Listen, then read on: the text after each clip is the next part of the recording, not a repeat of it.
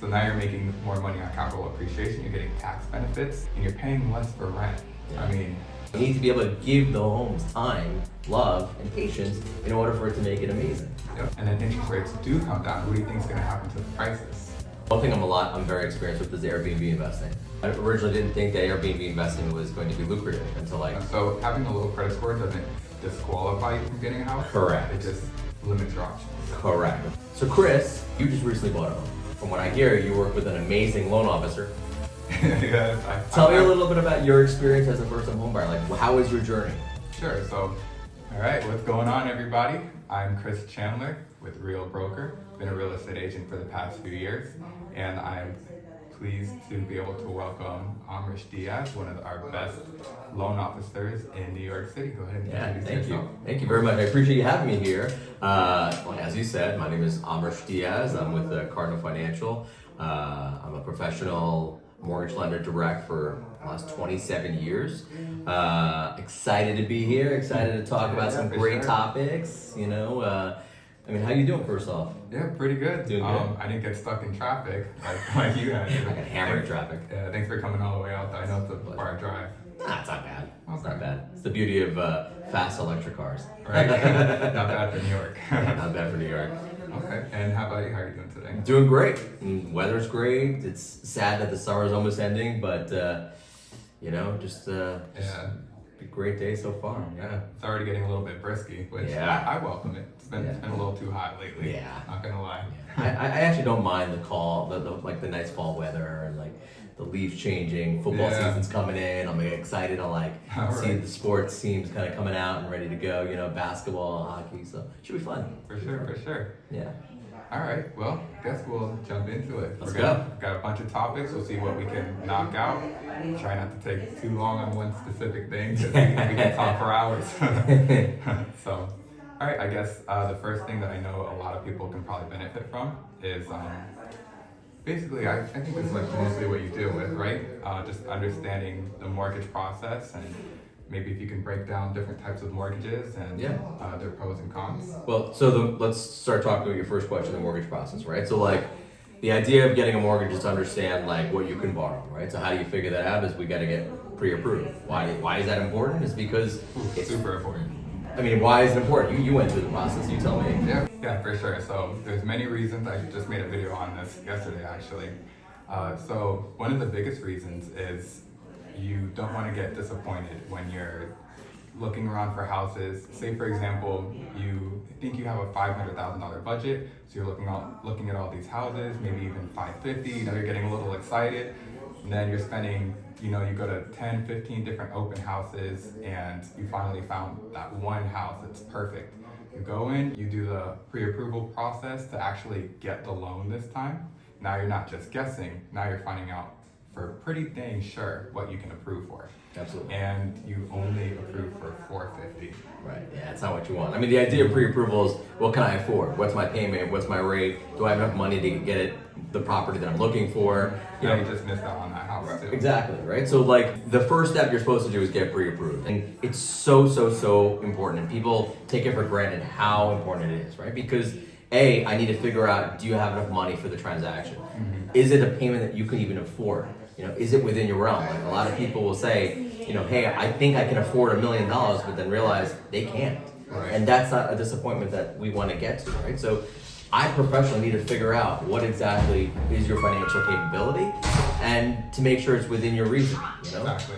And on the flip side, maybe you think you approve for this much, but with different techniques between your real estate agent and your loan officer, maybe we can find out that you approve for even a little bit more. Yep. So you don't want to limit your options with that. Absolutely. So Chris, you just recently bought a home. Right. And from what I hear, you work with an amazing loan officer. Yeah, I have a pretty good loan officer. Not gonna lie. Tell me a little bit about your experience as a first-time home buyer. How was your journey? Sure. So I already had some real estate background, helping other people secure their houses and stuff. So I knew that the first step I wanted to do was get pre-approved before I even started I did get a little excited and look first. Which is very common, so that's Right. okay. Yep, and I was looking at houses that were way out of my budget. And finally I got pre-approved. I wanted to see exactly what I was approved for, so I wasn't wasting my time, wasting my wife's time. So I actually went through about 5 or 6 different loan officers, and they couldn't figure out like the way that I got paid, and like there were just complications. And finally, Yeah. and I've been working with different officers for like probably 9 or 10 months. And finally, Robert, our team leader at the Proactive Alliance team with the Real Broker, directed me to Amrish Dias. And I think either that night or the next day, I got a pre-approval. Yeah, we looked through. I mean, you got your finances quickly. Yeah. You were very well organized. We had you fill out the online application, which you did very quickly, and we literally in 24 hours we had you reviewed, checked, ready to go. Yep. You know, and that's also important because sometimes there are loan officers who just aren't expeditious or don't Right. make you a priority or just very busy. You know, I think we were very quick on getting you a response and getting you having a conversation and explaining what exactly you can afford and, you know, what are some of the things to watch out for. So some of the things that people don't know as a first-time home buyer, there are key elements that you can't do and can do. For example, like cash deposits. Like you cannot have cash deposits greater than $1,000 because you have to be able to verify where they're coming from, right? Cash you can verify. Or closing credit cards. You should never close credit cards or add additional inquiries when you're during a mortgage process. So some of the important pieces during the mortgage process and during the pre-approval, we were discussing and making sure that you avoid or not avoid through that transaction. Right. Which brings me to my next thing, which is super important after going through all those loan officers and finally finding the one that was the right fit for me.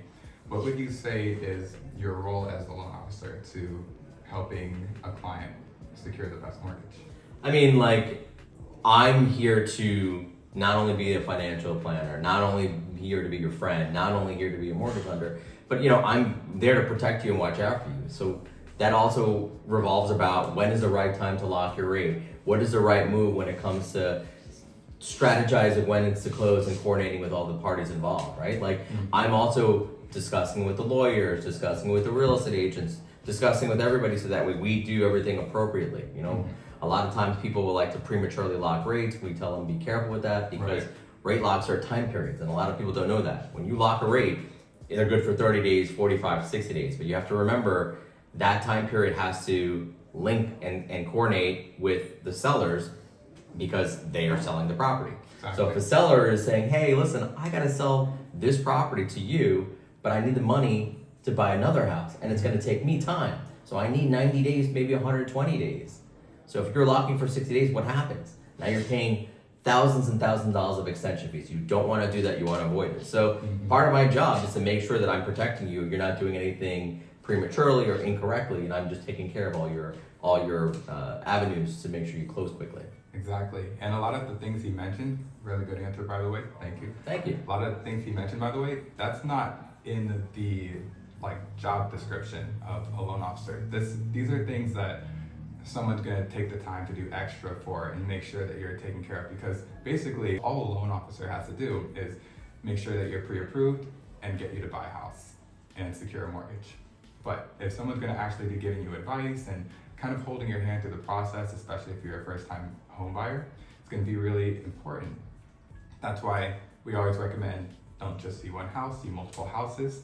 Don't just interview one real estate agent. We always recommend go ahead and interview multiple real estate agents, and of course, loan officers as well. Yeah, and part of my job that I love to do is help people. I mean, at the end of the day, ultimately, we're helping families, first-time home buyers, friends get into their property and be able to enjoy it. You know, I myself am a homeowner. I've also been through the process multiple times. So I want to make sure that I myself have gone through the process and I've had a good experience. You also have a good experience, right? So I've been in your shoes. I can understand and make sure that you avoid any problems so that way you have a simple transaction and it's stressless and it's enjoyable, because owning a home is amazing. Like, it's a great opportunity, right?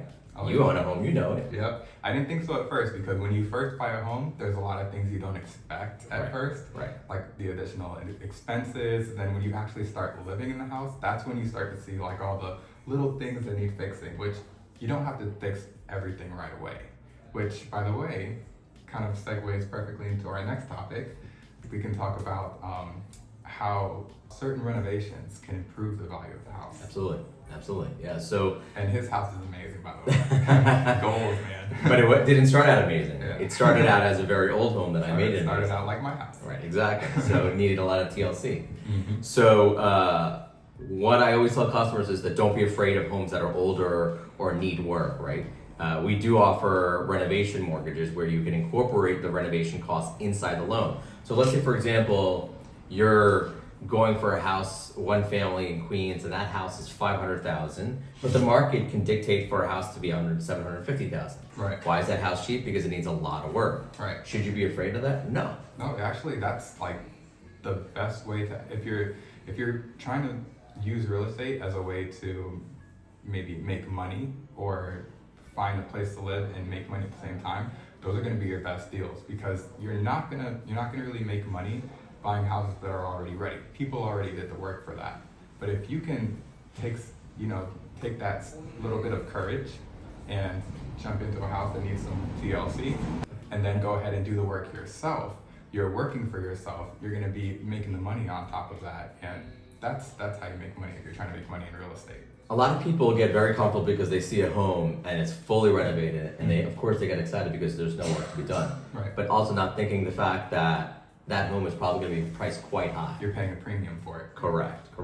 So you can take an opportunity, as long as you have vision and patience, to buy a home that's a little bit cheaper, give it some time to renovate it, and make it your own, and then that way it increases the value. Exactly. I have a customer, if you don't mind me giving an example, who bought a home in Queens. He picked it up for $550. He probably renovated it, spent $75,000 over a course of 6 months. Easily that home is worth $750. Just made over $100,000. That's exactly right. Yep. And all within under a year, right? So that's the beauty of real estate, that you can take those opportunities, and as long as you have vision and be able to figure out a way to renovate it the way you want to do it and make it look nice and fix it the way that's necessary, you can really increase your equity. Exactly. So what would you say are some good houses to look for if you want to do some TLC? Like, obviously we want to avoid big foundational issues and stuff like that. What would you say is something that we'd be looking for? So when you say looking for, you're talking about like the condition of the home? Right.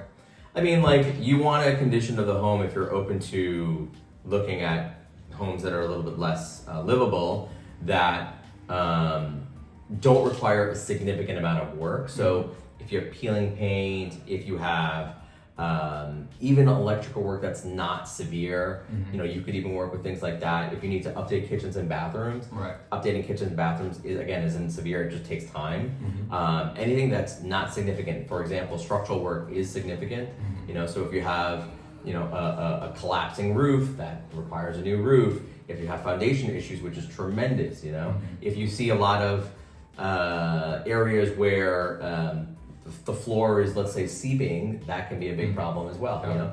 People get afraid of, let's say, for example, mold. Mold can be easily remediated. Yeah. Or like if you walk in and it stinks, that, to me, that smells like money. Yeah, I mean, absolutely. Yeah. I bought a house 1997. Nobody touched it for 25 years. It had mold. It had a lot of problems, right? And so, of course, you just need to have time, vision, and money to invest to basically remediate those problems. And Exactly. you've been in my home. Like, I turned that around from 1997 to 2023 or 2024 now.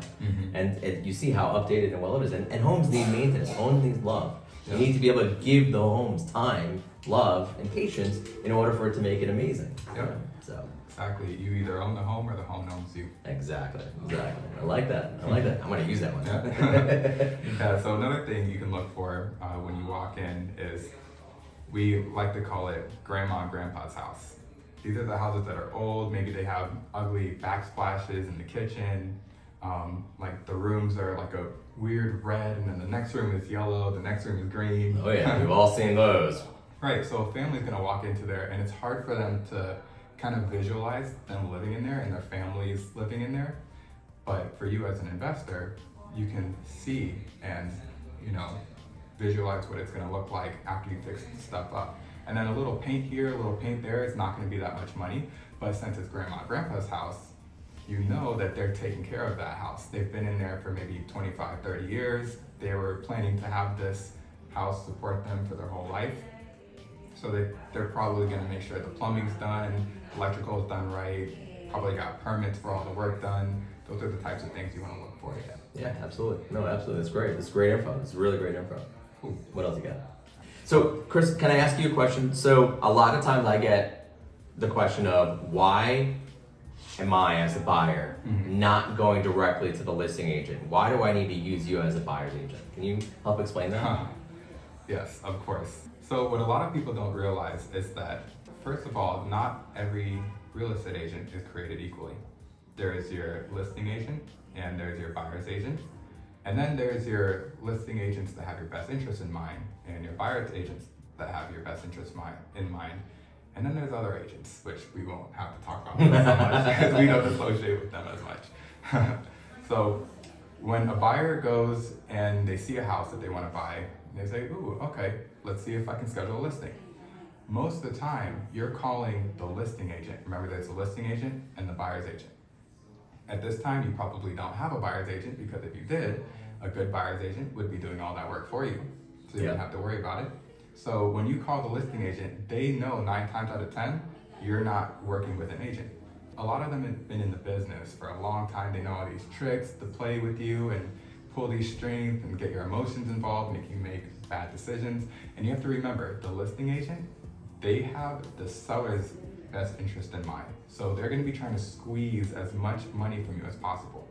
So if you were trying to buy a house, is that what you're trying to do? Are you trying to pay as much money as possible for the house? Of course not. Absolutely not. Exactly. So what a buyer's agent can do is help find you the right house for the lowest possible price, guide you and help you save as much money as possible, teach you how to save money on title insurance, homeowner's insurance, pair you with a great loan officer that works together and make sure that they close fast and get your information properly. A buyer's agent is going to make sure that you're pretty much not only not getting screwed out of the deal, but they're going to help you also stand out from the competition. Absolutely. That's great. Exactly. So if you find out, so right now especially there hasn't been as much inventory as in the past couple of years. So if there's like one house that you're really set on, who do you think is going to have a better chance in getting that house? You working by yourself or somebody else with an experienced agent who's been doing this for years? Does that kind of answer your question? Yes. Well, yes. So yes, I'm going to ask you another question on top of that. Sure. So Chris, I'm going to ask you another question. So now you're my buyer's agent. I just hired you. You're going to represent me, and we're going to look at houses, and we're going to think about homes that are quite competitive. What are some strategic ways that me as a buyer should be thinking about when I'm placing an offer? Okay. Well, first of all, your buyer's agent will be placing the offer for you. Correct. Hopefully, if you're using buyer's agent. If you're not, you're probably not going to get the house if you're going against somebody with an agent like me. So definitely you want to make sure you're pre-approved. You're going to want to find a way to stand out from the competition. Most other buyers, say you have 5 buyers you're competing with, a lot of them are already going to be pre-approved as well. So if you just come in with a pre-approval, you have a couple of ways of making yourself stand out. You can either offer more for the house. That shouldn't be the first thing you want to do, right? Because we're trying to save as much money as possible. Next thing you can do is have terms and conditions that are favorable for maybe the seller a little bit, or the seller's agent. There's a whole new commission fees thing that's started. If we go into that, we're going to be here way too long. And then thirdly, a big thing that a lot of loan officers and banks especially don't really know about or talk about is getting what's called a DU. Yeah. And do you know what that is? Can you elaborate on what that is? That's the desktop underwriting, Yeah. which is, so a pre-approval always has at the bottom something around the lines of this information, this approval number that you got is based on verification of verifying all of your assets and your income and your capital that you have. Whereas the desktop underwriting is going to be, everything is actually proof. Like everything's been verified. Yeah. I mean, basically desktop underwriting it's putting in all the data that you included about your income, about your savings and your credit, and it's basically matching it with either Fannie Mae's guidelines or Freddie Mac's guidelines. Exactly. To say that you adhere to the criteria that it's supposed to, And essentially it's figuring out if you're high risk or low risk, but the DU is basically a key element of what all lenders traditionally use to make sure that you adhere to the guidelines and it also categorizes whether you're a high risk or not high risk. Nice. So Okay. explain it, yeah. Yeah, there's a professional definition. And Would you say that like some of the strategies that include, when you're a buyer's agent and you're putting an offer, like contingencies, like waiving like appraisal contingencies and inspections, like do you think that's a good strategy? That's a good question. So this might be tempting, especially for first-time home buyers, or if you're trying to stand out and rush. You might find a house, and then the agent tells you that one of their strategies is, yeah, I've got another buyer interested. They put in an offer. I think my seller's gonna accept that. So you're like, okay, don't worry. I'm gonna go ahead. I'll get this house. Waive the inspection. Let's go. Let's get it. Yep. Definitely don't want to do that. And tell me why. Like, why would you want to do that? So yeah, can't stress enough to not waive your home inspection because,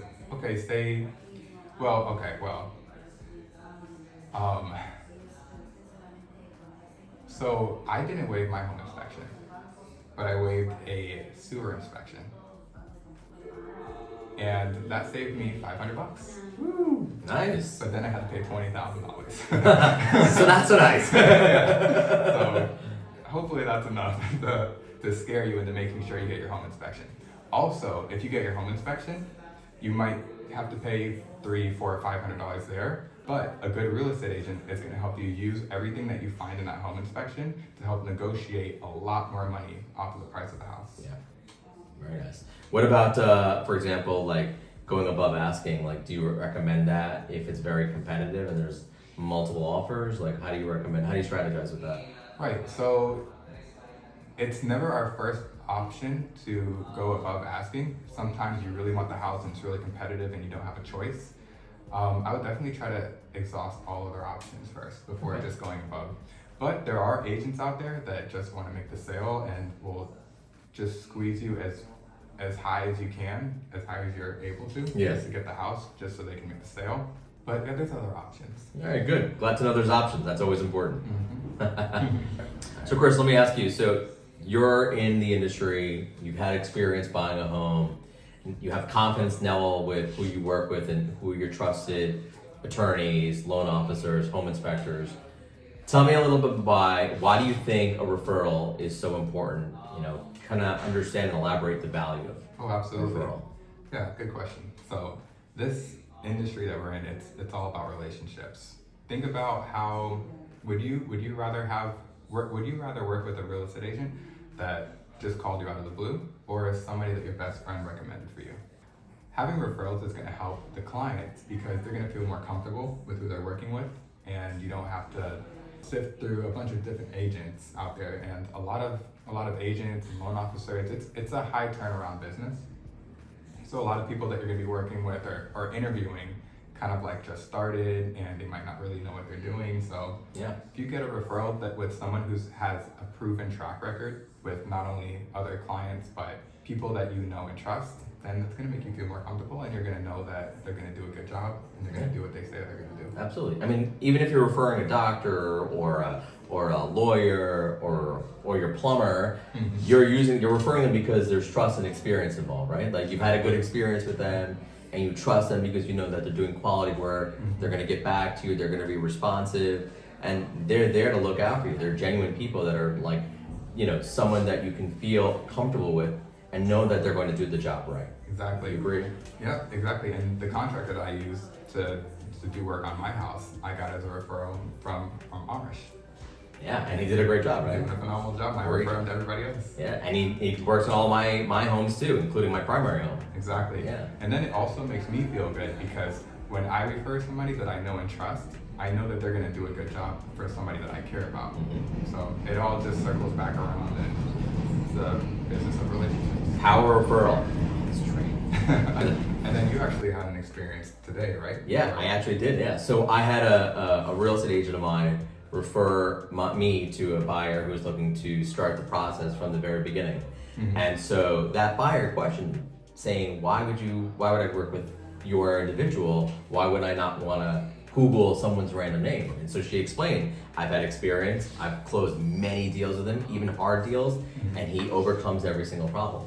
I think a lot of people don't value the fact that when you go to, for example, a credit union or maybe even the big banks, they're working 8:30 to 4:30 Monday through Friday, and that's it. In our real estate game, it's a 7-day-a-week game. Yep. Unfortunately, you have to be accessible and you have to be quick. Especially when you're going out there, you find a home on Sunday and that offer is due that Sunday night, you need someone there to be able to help you and get you a pre-approval, or even talk to the listing agent over the phone, right? So that agent this morning was explaining to the new customer that these are all the characteristics of why Amrish is so amazing at his job. 27 years experience, constantly responsive, answers his phone, works weekends, helps pre-approvals, talks to listing agents. The list went on. And I think after that conversation, when they called me, literally they said, wow, the real estate agent had so much to talk about you. I had to have a conversation with you. I needed to know about you because I've heard so many good characteristics about why you're such a valuable person for my experience of buying a home. Exactly. Nice. Yeah, it was great. Yep. And I like how you mentioned how like banks will stay open till 4:30, 5 o'clock latest, and then they're done. Yeah. Yep. Because I just had somebody message me last night around 1 o'clock in the morning. Don't ask me what I was doing up. But they were up because they were having a hard time sleeping. They were stressing out about one of these properties. So I just, told them there's certain things to stress about. Some things will be okay to wait for, and some things are really urgent, but some things you can take your time on. So just was able to explain that, and then didn't hear back from them, and I think that was a good thing. I guess, hopefully you calm their nerves. Which is the point of it, Exactly. Hopefully they got some sleep. Right. Exactly. Yeah. So Chris, you bought a home, and I'm sure you deal with a lot of customers. Can you tell me a little bit about some of the obstacles you face or you've seen during the home buying process? Sure, of course. So a lot of those are, I would say a lot of the obstacles that we face are emotional. Okay. And a lot of them seem a lot worse than they actually are.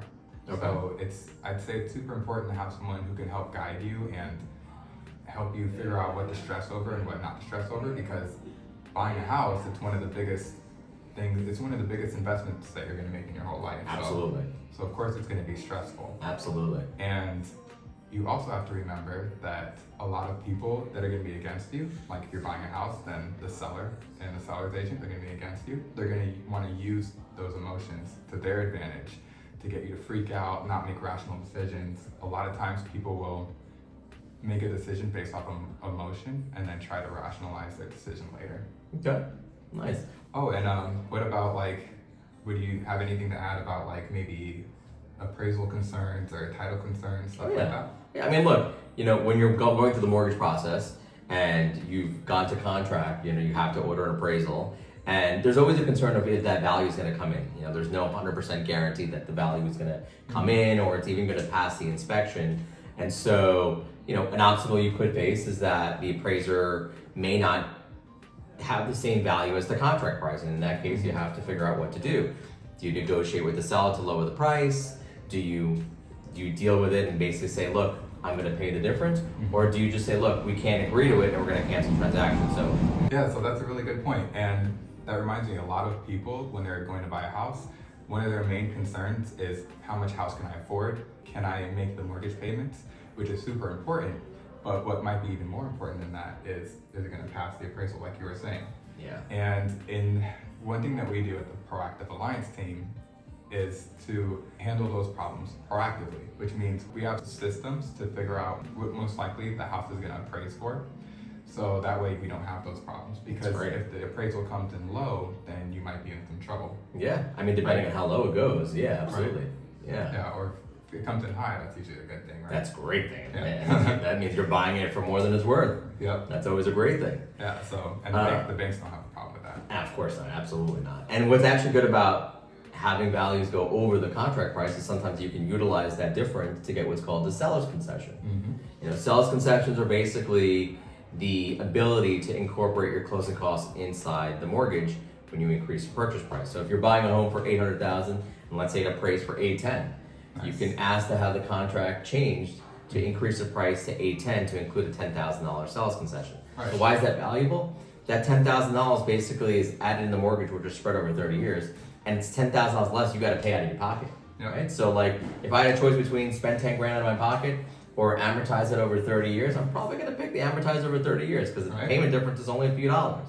right? So now you got a good amount for a down payment on a new car to put in a new driveway. Just get that car after the mortgage. Right. Exactly. Good point.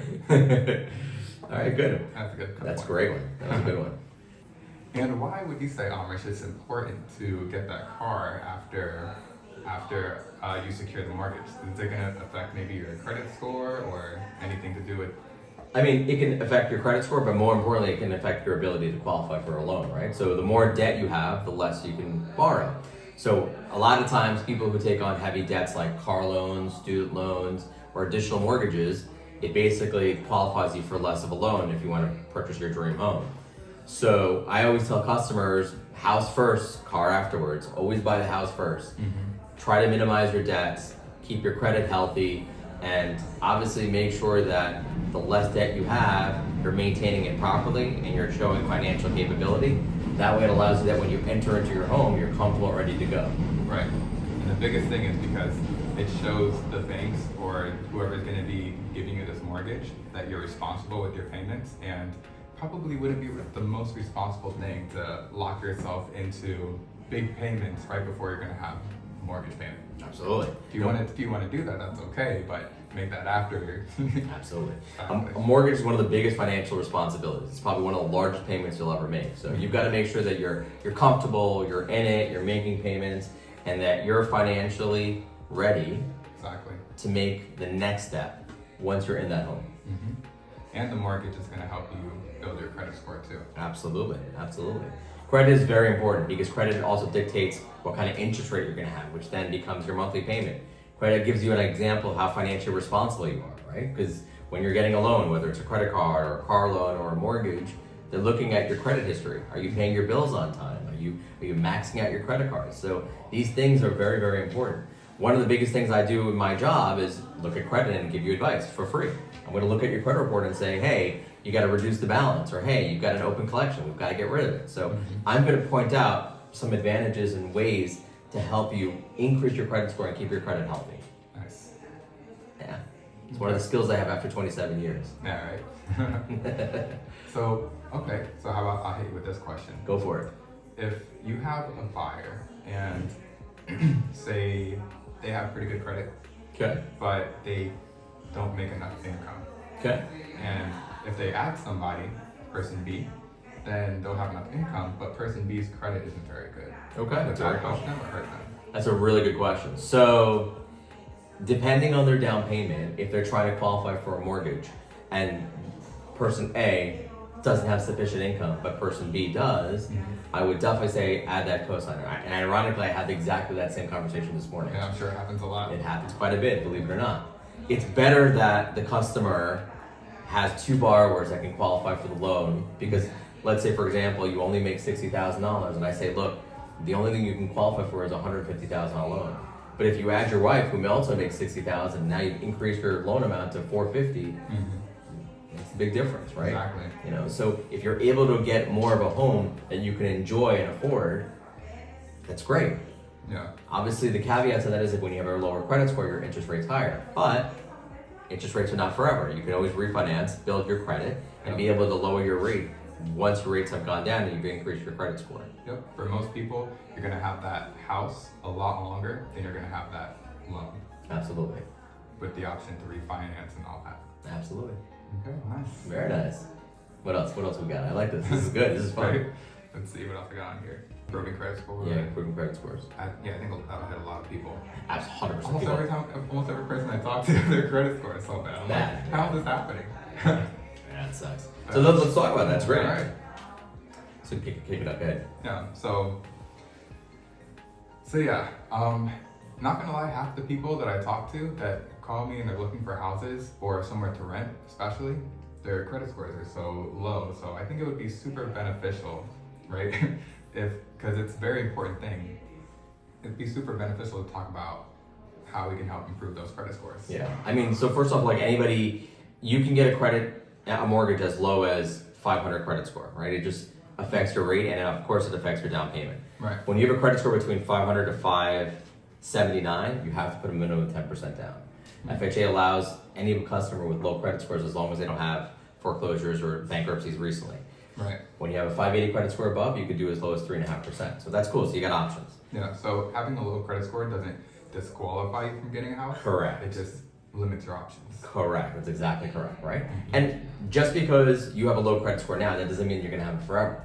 So a lot of times when I pre-approve customers, I look at their credit report. Hey, your credit score is low, but here's what you need to do. So with the credit report, I'm going to look at the credit report. I'm going to analyze exactly what's needed to get done, and I'm going to give them a plan. I'm going to say to them, hey, you do A, B, C, D, E, F, G, and you work on it. Boom, you'll be able to help improve your credit scores. A lot of times, customers will spend a few months improving their credit from, let's say, a 520 all the way up to a 700 credit score. Oh, I have a great story. I had a customer who actually lived in a co-op, had a lot of debt, had a very low credit score because of their debt. And so I explained to them, if you pay off this $70,000 of credit card debt that you have, it's going to take your credit score from a 540 literally up to 720. And so that's exactly what they did.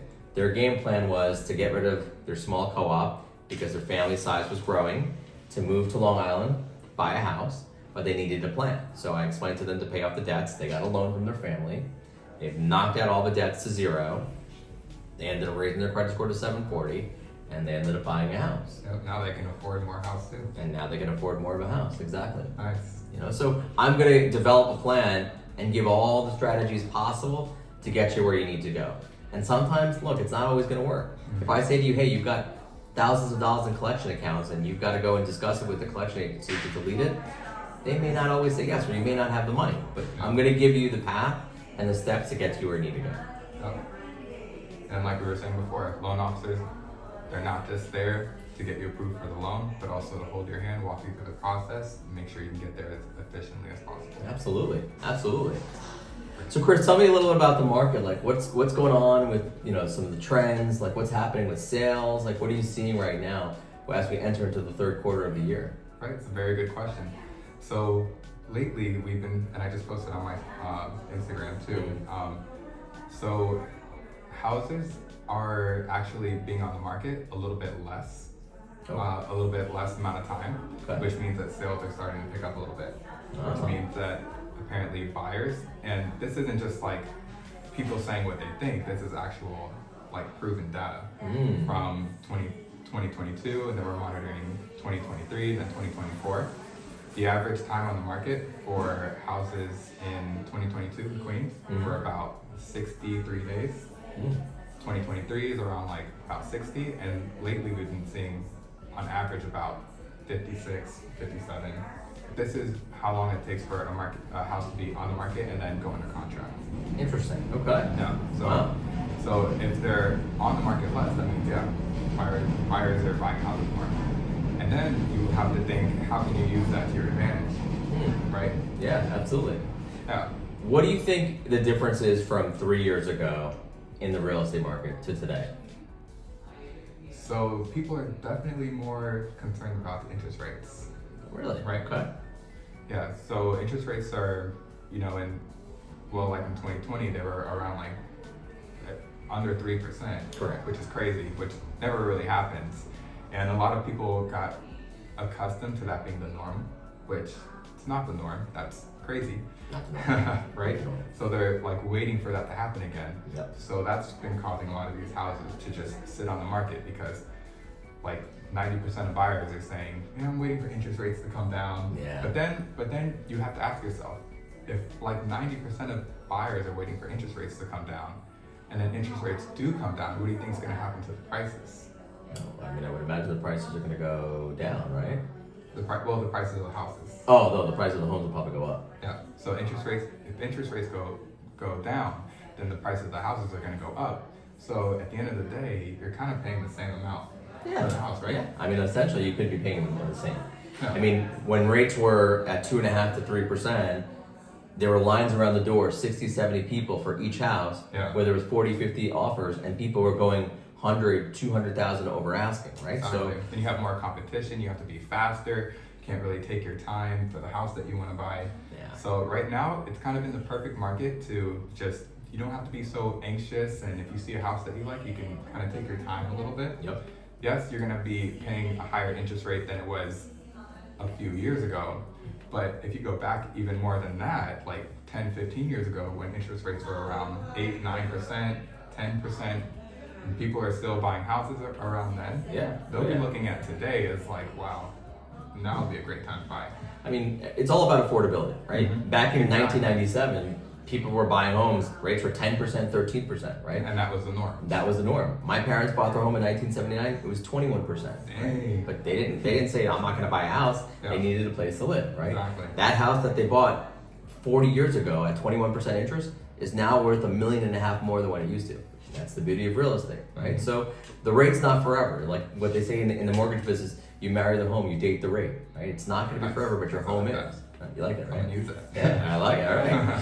But that's the idea, is that you want to be able to put your money into an investment, right? Real estate is an investment, whether it's your home or you're buying it as a rental. That house is going to appreciate, and you're going to have all these amazing tax advantages, and Yep. plus you'll be able to have a good experience. Nobody wants to live in a place where you're renting, the rent keeps going up, and your landlord gives you no opportunity to do anything. You can't paint, you can't move things, You can't find renovate. you can't find another place to move in time if the rent goes too high. Or you can't. They don't allow dogs. Like those restrictions are very difficult, right? Exactly. And rent is just basically paying someone else's mortgage. Yep. So having a house to yourself, that's yours, that you can make of your own, that you can have tax advantages, that you can have generational wealth, right? That's the idea of real estate. That's the amazing part of real estate. Exactly. That's why a lot of people are super excited to get into it. You have that freedom. You get to own something, and people are always wondering when's the best time. You know, what interest rate do I wait for? What kind of market do I wait for? As long as everything doesn't align to be completely catastrophic, like we're in a recession, you lost your job and all that stuff. Right. As long as it's not like that, the best time to buy a house is when you're ready, when you can afford it, and when you feel mature enough and responsible Mhm. that you can take on home ownership. No, I think that's actually perfect. That's exactly right. It's exactly right. And it's a beautiful thing. That's amazing. It's an amazing thing. Nice. All right, so owning a home can be super valuable and super exciting, but what happens if, you know, you say you have a lot of money saved up, you have great credit, but you just don't have the income? I mean, there's options where maybe you can partner with somebody else and Get a cosigner. get a co-signer and use their income. But is there anything else that you can recommend? Absolutely. So if you can't get a cosigner, let's say you're in a situation where you've got the credit and you've got the savings, but maybe you're an entrepreneur and you don't show income on your tax returns, there are programs called non-QM, which is non-qualified mortgage. So essentially it's a non-traditional loan that allows you to get a mortgage without showing income. So there's various programs that we have. For example, we can use your deposits on 12-month bank statements. A very popular product is called DSCR, which is debt servicing ratio. Mhm. Essentially what it is the rental income has to be able to cover the mortgage payment when you're putting down for a home. Right, so that would be more like for investors type of thing? It's more for investors, exactly. It's considered investment property, right? So there's 1099 products where they take 90% of your 1099 to use to qualify. So there's a lot of alternate options to help you qualify for a mortgage. A lot of the caveat is they want to see a higher credit score. They want to see that you put a little bit more money down, anywhere from between 15 to 20%. And they want to see that you have more savings. Minimum, they want to see 6 months or more of emergency funds, which can be used for 401k and other type of assets. But there's options. That's the point, right? There's options. So if you're an Uber driver and you've got a lot of savings and you've got great credit scores, people always think, I don't show tax returns and income. Am I going to not be able to buy a house? The answer is yes, you have options. Yes, you can buy a house. Right. Yeah, and that's one of the biggest things that hold people back from buying a house. There's fear, they're afraid of, the commitment, and then the other thing is they just don't know that they qualify or they don't know how to qualify. Yeah. And that's why it's super important to get into contact with some professionals that you know and trust, do some interviews, and find someone who can help you navigate how to actually make those dreams that you have come Absolutely. true. Absolutely. Yeah, absolutely. That was really good. I'm sure a lot of people don't know about that. No, a lot of people don't know about that. Yeah. Yeah, it's very important to have that option. Cool. So, Chris, tell me a little bit about, do you know any options about veterans? Like, do veterans have options in terms of wanting to buy financing, getting a home? Sure. So veterans can do the same thing that everyone else does, like your conventional, your FHA, but they also have what's called the VA loan. So the VA loan allows you to put zero down, but there's actually a lot more to it, right? Yeah, I mean, it's a government product that allows you to put 0% down. There's no PMI on a monthly basis, and it gets veterans great benefits in terms of purchasing homes. a lot of lenders like ourselves will offer benefits specifically for veterans, so that way they can get discounts, which is great, you know. But as a veteran, you can get a home loan without having to put a large down payment and have the cheapest payment possible, and the interest rates are actually lower than conventional. Nice. It's really good. Man, wish I can get a VA loan. But no, they deserve it. Yeah, they absolutely deserve it. They do a lot for our country. Thank you guys, by the way. Yeah, thank you. And by the way, if you have any other questions that you want to ask us that we can answer in the future, make sure to leave a comment. We'll get back to it. We respond to all the comments, and they can be in our next video. Yeah.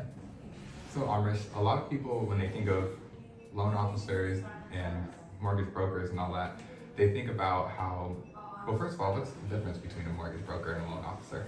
Well, a mortgage broker versus a mortgage bank, those are different types of facilities in order to arrange a loan, right? So a mortgage broker is shopping around to find, right, well, different rates and different products to find the product that fits your needs, right?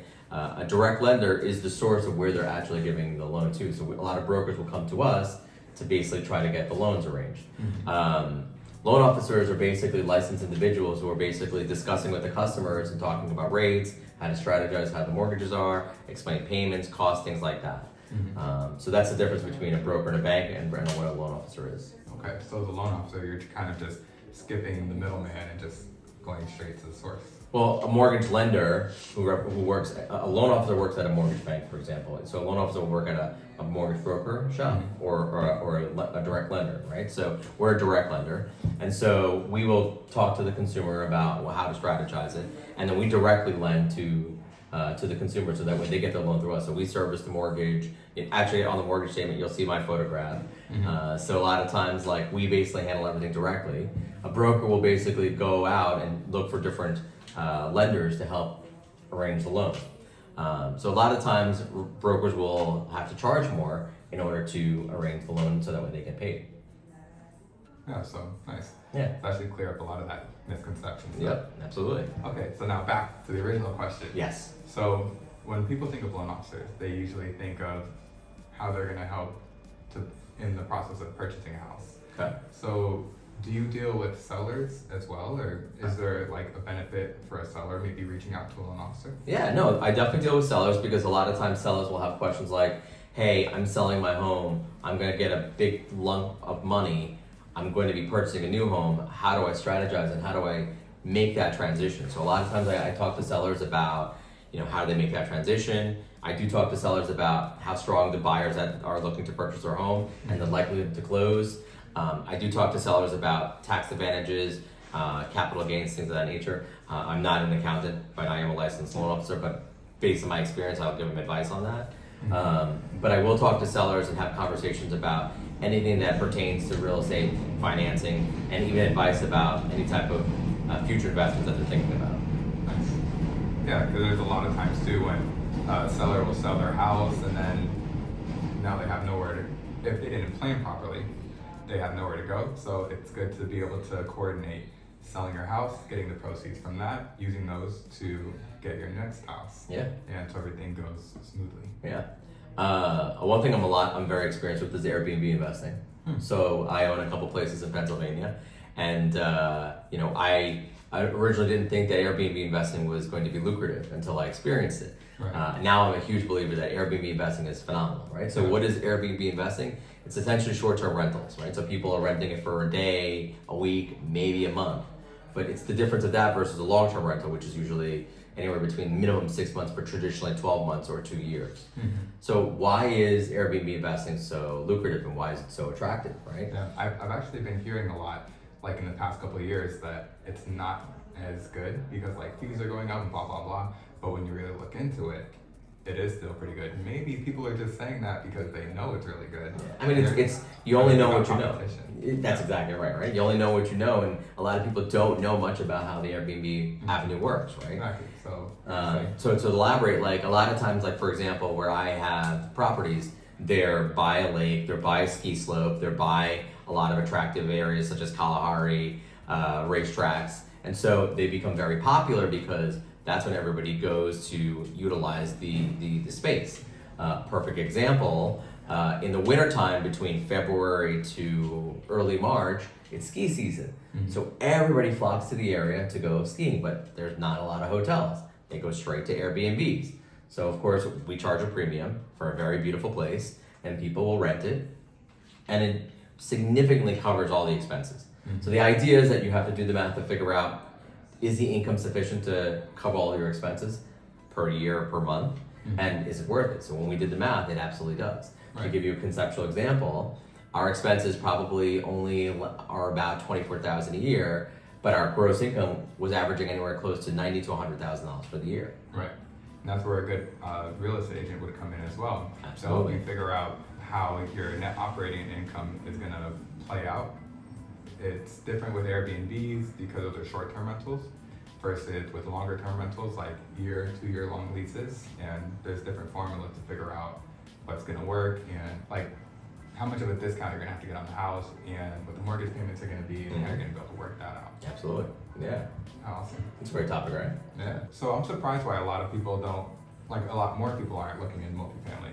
Maybe it's just the lack of information or education. But they can be a very good option. So some of the benefits are like it'll appreciate a little bit better because they're generally more expensive. You've got tax advantages.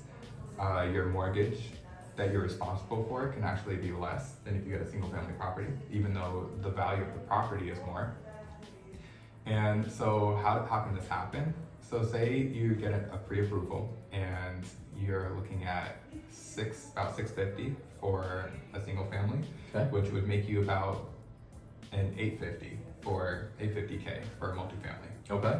Right? Say you buy a single family property for $650. We'll make the math easy. We'll say $600,000.